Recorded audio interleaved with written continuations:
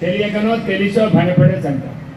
కానీ అర్థమైంది పాము ఎవరికి అపకారం చెయ్యదు అని. పామే కాదు, ఏ ప్రాణి కూడా ఇతర ప్రాణికి అపకారం చేయదు. మృగాలకు అపకారం చేసే స్వభావం ఉంటుంది, అది అపకారం కాదు, వాటికి ఆహార స్వీకరణం. అది ఇతర ప్రాణులకు ఆహారముగా స్వీకరించడానికి ఇంకొక మృగము కానీ ఇంకొక పశువు కానీ అది ఆహారం అవుతుంది. కానీ మనుష్యులకు ఏ ప్రాణికి హింస కలగకుండా ఉండేటువంటి కర్మనే చేసేటువంటి మనుష్యులకు మాత్రం హింస అనేటువంటి ప్రవృత్తి ఉండకూడదు అనేది మనుష్యులకు ప్రధానమైనటువంటి ఉపదేశం చేయడం జరిగింది ప్రజాపతి చేత.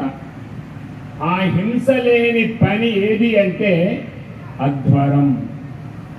ధ్వరం అంటే హింస, అధ్వరం అంటే హింస లేనిది.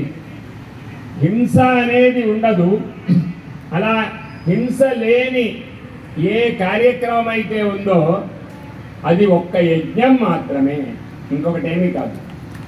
కాబట్టి కొన్ని యజ్ఞాలలో బాహ్యంగా మనకు హింస కనపడుతుంది, కానీ ఆ హింస వాళ్ళ ఇష్టాన్ని బట్టి చేసిన హింస కాదు, శాస్త్రము యొక్క విధిని అనుసరించి చేసిన హింస. కాబట్టి అది బయటికి హింస అనే శబ్దముతో వాడబడుతుంది, కానీ దాని హింస అనే శబ్దముతో వాడకూడదు. దాన్ని ఏమనాలి అంటే విశసనం అనాలి. విశసనం అనేది ఇప్పుడు ఉదాహరణకి మనం కూరగాయలను కోస్తాం, వాటికి కూడా ప్రాణం ఉందనే విషయం మనకు తెలుసు. ప్రాణము లేని పదార్థాన్ని మనం స్వీకరిస్తే అది మనకు ప్రాణశక్తిని ఇవ్వదు. ఒకటే శాస్త్రం.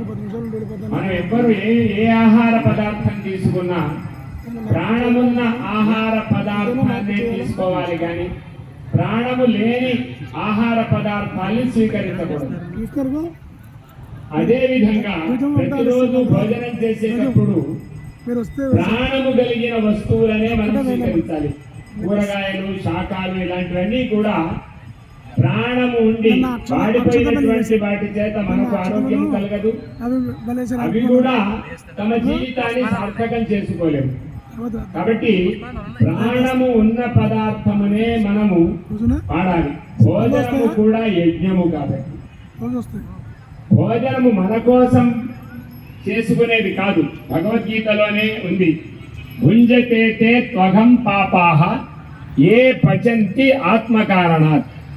ఎవరైతే తమ కోసము తాము వండుకుంటారో వారు వంట వండుకున్నట్టు కాదు, పాపాన్ని వండుకున్నట్టు అనేటువంటి ఒక భావనను కలిగింపచేశాడు భగవంతుడు. కాబట్టి